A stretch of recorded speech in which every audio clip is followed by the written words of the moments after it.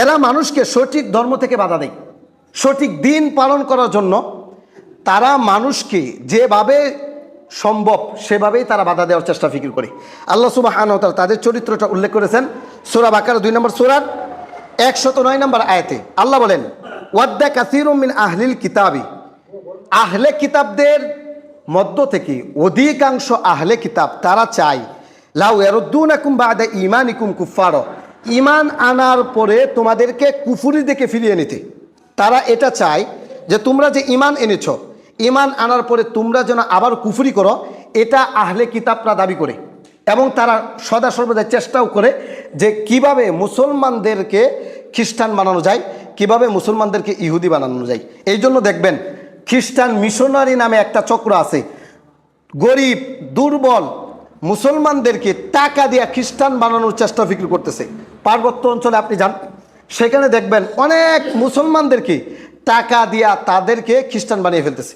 এবং এটা তারা আশা করে এটা আল্লাহর কথা, ওয়াদ্দা কাসীরুম মিন আহলিল কিতাব, আহলে কিতাবদের অধিকাংশরা চায় তোমাদেরকে লাউ ইয়ারুদ্দুনাকুম বাদা ঈমানিকুম কুফারা, ঈমান আনার পরে যদি তোমাদেরকে কুফরির দিকে ঠেলে দেওয়া হতো তাহলে তারা অনেক খুশি হইতো।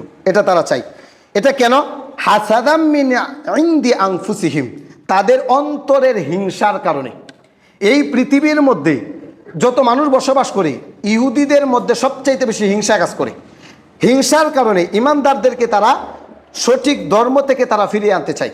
তারা চায় যেন যারা এই পৃথিবীর মধ্যে ইসলাম ধর্ম পালন করে তারাও যেন আমাদের মতো আহলে কিতাব হয়ে যায়, যেটা আল্লাহ সুবহানাহু ওয়া তাআলা কোরআনে উল্লেখ করেছেন।